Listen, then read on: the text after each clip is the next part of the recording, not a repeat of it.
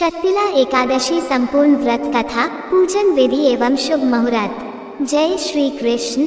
माघ मास के कृष्ण पक्ष में पड़ने वाली शक्तिला एकादशी का व्रत सभी एकादशियों के व्रत में महत्वपूर्ण होता है।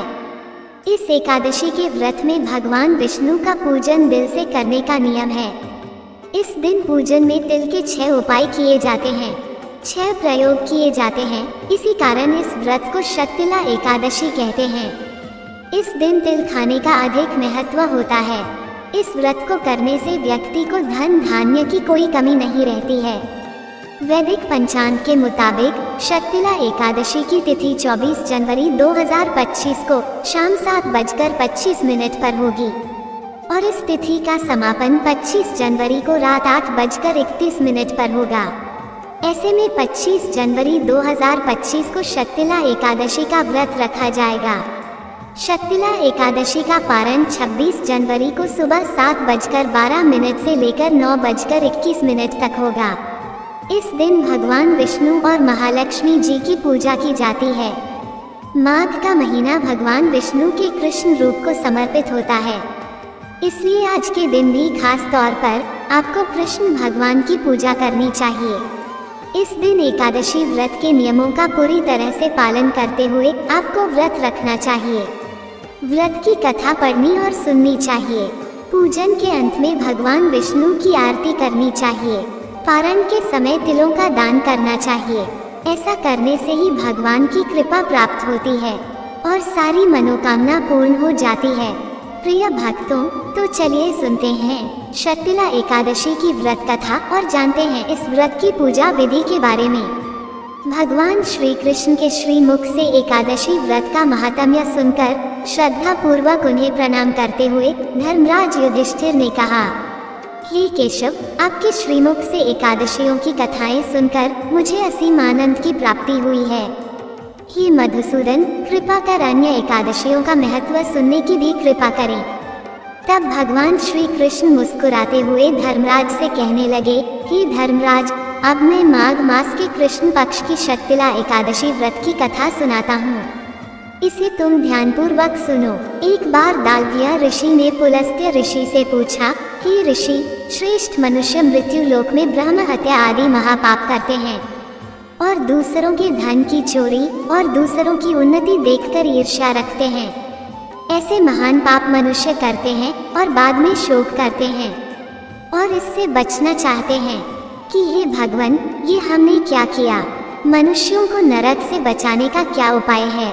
कोई ऐसा उपाय बताने की कृपा करें जिससे कलयुग में ऐसे मनुष्यों को घोर नरक से बचाया जा सके, अर्थात उन्हें नरक की प्राप्ति न हो। ऐसा कौन सा दान पुण्य है जिसके प्रभाव से नरक की यातना से बचा जा सकता है? हे मुनिवर, कृपा कर इन सभी प्रश्नों का हल आप कृपा पूर्वक बताइए। तब दालभ्य ऋषि की बात सुनकर पुलस्त्य ऋषि कहने लगे कि हे मुनिश्रेष्ठ, आपने मुझसे अत्यंत उत्तम प्रश्न पूछा है। इससे संसार के मनुष्यों का भला होगा। जिस रहस्य को देवराज इंद्र आदि देवता भी नहीं जानते, वही रहस्य अब मैं आपको अवश्य ही बताऊंगा।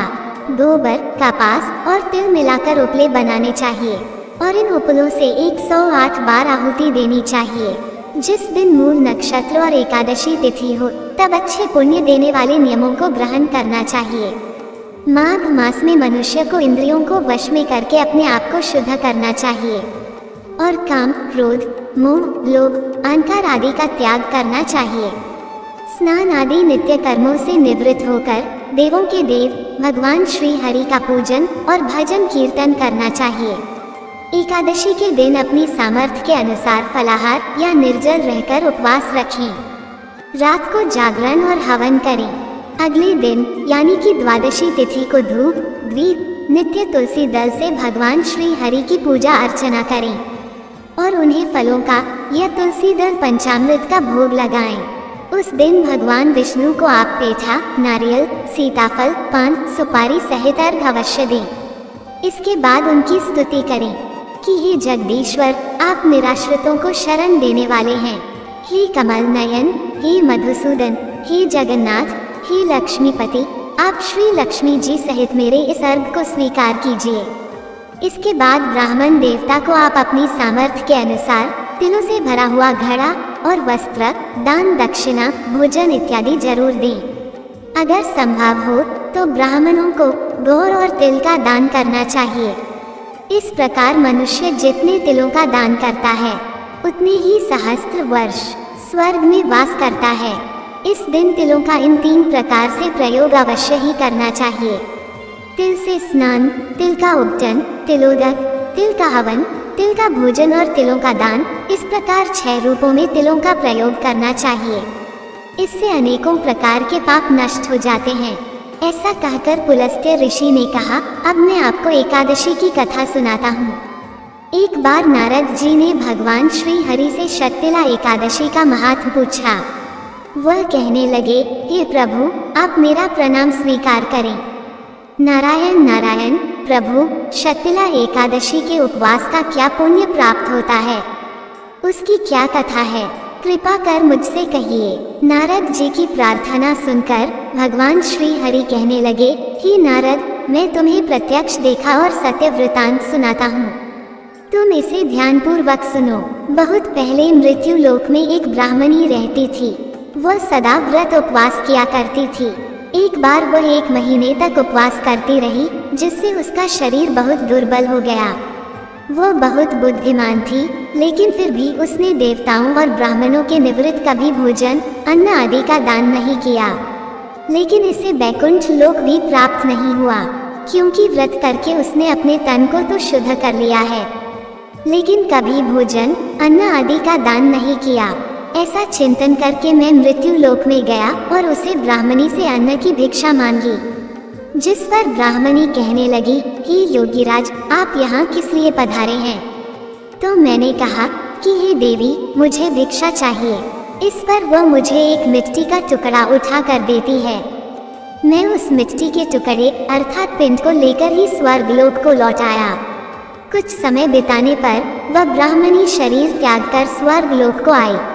मिट्टी के पिंड के प्रभाव से उसे उस जगह एक आम वृक्ष सहित कुटिया मिल गई, किंतु उसने अपने उस कुटिया अर्थात उस घर को अन्य सभी वस्तुओं से खाली पाया, जिससे वह घबराकर मेरे पास आई और बोली, हे प्रभु, मैंने तो अनेकों व्रत आदि से सदा आपका पूजन किया, किंतु फिर भी मेरा घर अन्य वस्तुओं से खाली है। इसका क्या कारण है? तब मैंने उससे कहा, हे ब्राह्मणी, तुम अपने घर जाओ और जब देव स्त्रियां तुम्हें देखने आई तब तुम उनसे शक्तिला एकादशी व्रत का महत्व और उसका विधान पूछना।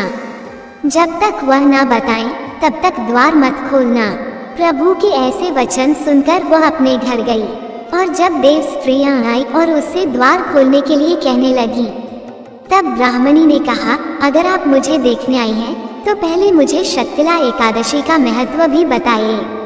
तब उनमें से एक देव स्त्री ने कहा, यदि तुम्हारी ऐसी ही इच्छा है तो ध्यानपूर्वक सुनो। मैं तुमसे एकादशी व्रत और उसका महत्व विधान सहित बताती हूँ।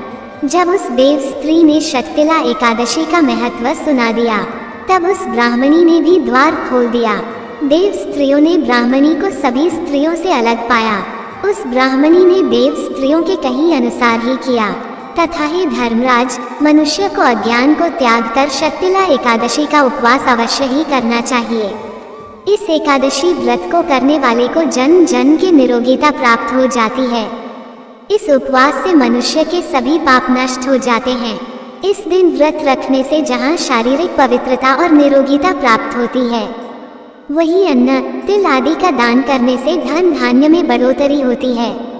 इससे ये भी सिद्ध होता है कि मनुष्य अपने जीवन में जो जो और जिस जिस वस्तु का दान करता है, शरीर त्यागने के बाद उसे फल भी वैसा ही प्राप्त होता है।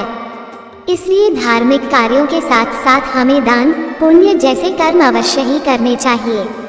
शास्त्रों में वर्णन है कि बिना दान पुण्य किए कोई भी धार्मिक कार्य, कोई भी उपवास संपन्न नहीं होता। इसलिए सभी को अपने सामर्थ्य के अनुसार कुछ न कुछ दान अवश्य ही करना चाहिए। एकादशी के दिन अन्न का पूरी तरह से त्याग किया जाता है। यदि एकादशी व्रत की कथा अब जानते हैं पूजा विधि के बारे में। सच्चे मन से की गई पूजा यदि वस्तुओं के और प्रिय भोगों के अभाव में भी की गई हो तो भगवान उसे भी स्वीकार करते हैं। इसलिए सभी को केवल अपनी सामर्थ्य के अनुसार प्रसन्न मन से ही कोई उपवास रखना चाहिए। एकादशी का जो व्रत है उसके नियमों का पालन पूरे 3 दिन तक किया जाता है, दशमी तिथि से लेकर द्वादशी तिथि तक। इसलिए जो लोग भी इस उपवास को नियमों के साथ करने में समर्थ न हो, उन्हें केवल पूजा करनी चाहिए, उपवास नहीं रखना चाहिए। क्योंकि कई बार लोग अक्सर पूछते हैं कि क्या हम एकादशी के दिन नमक का सेवन नहीं कर सकते, क्या हम एक समय भोजन नहीं कर सकते। तो देखिए, एकादशी का नियम यही है कि अन्न का पूरी तरह से और नमक का पूरी तरह से त्याग किया जाता है। सबसे पहले दशमी तिथि को सूर्यास्त के बाद भोजन ग्रहण नहीं करना चाहिए। यदि आपने गलती से लहसुन प्याज का सेवन दशमी तिथि के दिन किया है तो शाम को सूर्यास्त से पहले सर से स्नान अवश्य करना चाहिए। साफ स्वच्छ वस्त्र धारण करके रात को मन में धारणा करके सोना चाहिए कि अगले दिन आप एकादशी का उपवास रखेंगे। फिर एकादशी के सुबह जल्दी उठकर हो सके तो ब्रह्म मुहूर्त में, नहीं तो सूर्योदय से पहले उठकर पूजा करनी चाहिए। इस दिन आप भगवान विष्णु की पूजा में चंदन का प्रयोग करें। अक्षत का प्रयोग भूल कर भी ना करें। जो दीप आप प्रज्वलित करें उसमें थोड़ी सी काले तिल जरूर मिलाएं। तिलों का प्रयोग चाहे वो सफेद हो या काले हो, आप इस दिन जरूर करें। हवन में काले तिलों का प्रयोग ज्यादा शुद्ध माना जाता है, ज्यादा पवित्र माना जाता है। छोटा सा हवन आप अपने घर में एकादशी और द्वादशी तिथि के दिन कर सकते हैं। घर पर आए हुए किसी भी याचक को एकादशी के दिन आप फलाहार दे सकते हैं। आप उन्हें फलों का दान कर सकते हैं, दान दक्षिणा दे सकते हैं, लेकिन जहाँ तक हो सके अन्न का दान करने से बचना चाहिए। विधि विधान से पूजा करके, मंत्रों का जाप करके व्रत की कथा पढ़ी और सुनी जाती है और फिर सबसे अंत में क्षमा याचना की जाती है। भगवान को भोग में तुलसी दल का, फलों का या फिर आप पंचामृत का भोग लगा सकते हैं। सारा दिन मन में आप भगवान का ध्यान करते हुए उपवास रखें। इस व्रत में आप एक समय फलाहार कर सकते हैं, वो भी शाम के समय। यदि बहुत ज़्यादा जरूरी हो तो दिन में आप नींबू पानी का सेवन कर सकते हैं। शहद का त्याग एकादशी के दिन किया जाता है। चावल का पूरी तरह से त्याग करना चाहिए। किसी भी प्रकार से चावल या चावल से बनी हुई कोई भी वस्तु घर में नहीं बननी चाहिए। घर में एकादशी के नियमों का पालन किया जाता है। रात में एक बार फिर से पूजा करें, ध्यान, कीर्तन, भजन करें। जितनी देर तक हो सके जागरण करें और अगले दिन सुबह जल्दी उठकर स्नान करके केवल शुभ मुहूर्त में ही आपको व्रत का पारण करना चाहिए। कई बार लोग दोपहर के समय व्रत का पारण करते हैं। जब मुहूर्त बीत जाता है या द्वादशी तिथि समाप्त हो गई हो तब व्रत का पारण करते हैं, व्रत खोलते हैं, जो कि नहीं करना चाहिए, जिससे व्रत खंडित ही माना जाएगा। आपने अधूरा व्रत किया है ऐसा कहा जाता है। इसलिए आपको शुभ मुहूर्त में ही व्रत खोलना चाहिए। शक्तिला एकादशी पर ग्रहों का संयोग। शक्तिला एकादशी पर चंद्रमा जल तत्व की राशि वृश्चिक में होगा। चंद्र और मंगल का संबंध भी बना रहेगा। इस दिन सूर्य उत्तराषाढ़ा नक्षत्र में होगा, जिससे स्नान और दान विशेष लाभकारी होगा। इस बार के स्नान से शनि की समस्याएं कम होंगी, साथ ही कुंडली के दुर्योग भी होंगे।